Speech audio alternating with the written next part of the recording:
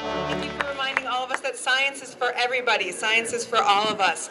Our next speaker is Henry Thomas. He's a sophomore at Mendocino High, and he is also the mascot for the Mendocino Cardinals. All right.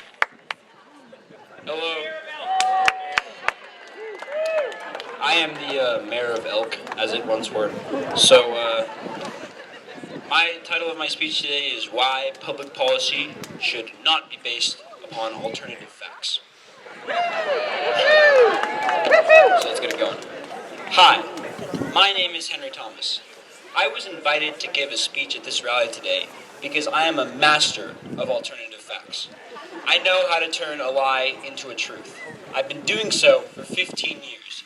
Just ask my mother. And I have a question for you. Why are we having this March for Science today? It is Earth Day, which is about celebrating the beautiful planet that we can call home. But why do we need to have a March for Science? We need to march because certain leaders are manipulating the truth for their own political intent.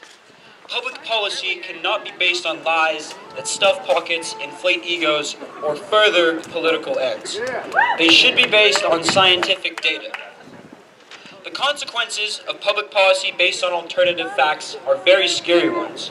It is no laughing matter when our social laws are manipulated by corrupt politicians, overly powerful multinational corporations, and lobbyists for their own ends. If we don't know the true facts about a situation, how can we respond with an effective and problem-solving policy? So what exactly is an alternative fact? An alternative fact is doublespeak to avoid the synonym lying, the antonym of actual scientific facts.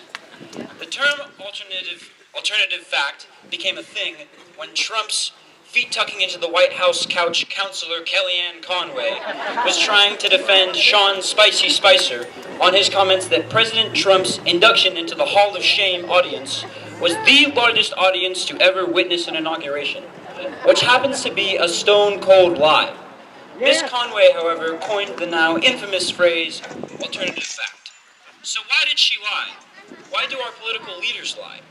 It seems their biggest enemy is not Russia, not the opposing political party, not even giant space aliens, but any scientific truth that is inconvenient, any truth that challenges their political bent, their inflated orange ego, and especially any that is unpopular with the highest campaign contributors.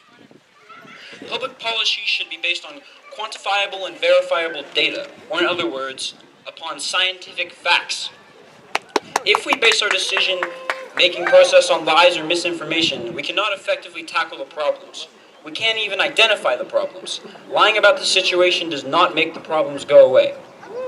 For example, former Speaker of the House Newt Gingrich at the 2016 Republican National Convention desperately tried to denounce President Obama by saying crime rates had risen in America under his presidency.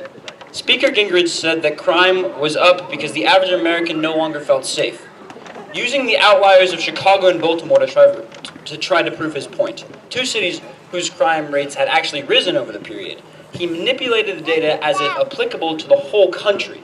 However, according to FBI statistics, otherwise known as real scientific facts, national crime rates were down. And then there is the case of Saddam Hussein's non-existent weapons of mass destruction, an alternative fact that gave George Bush Jr. the excuse he was looking for to declare war on Iraq. War is a great business. And as for those climate change deniers who find it inconvenient to make the change to green technology and sustainable living choices, they might try a multiple array of alternative facts. For example, they suggest that the sun is just getting hotter. However, scientific data states in the last 35 years of global warming, the sun and climate have been going in completely opposite directions. For those climate change deniers who really want to minimize any public policy changes regarding the use of fossil fuels, they rely upon the 3% of Americans, 3% of scientists who deny climate change, and ignore the 97% of scientists who agree humans are the main cause of global warming. So, George Bush, where are those weapons of mass destruction? So, Sean Spicer, how big were the crowds really? Newt Gingrich, how much had the crime rate actually risen? And to every single Fox News weather reporter, just because it snows enough to cover Al Gore's book, An Inconvenient Truth, does not mean that climate change is not happening. To all you political leaders who think you can just spew BS and nobody will bat an eye, I know that this whole crowd here today would without a doubt call you out. So, to you, the crowd, I leave you with a suggestion I picked up from my favorite late-night talk show host, Jon Stewart. If you smell something, say something.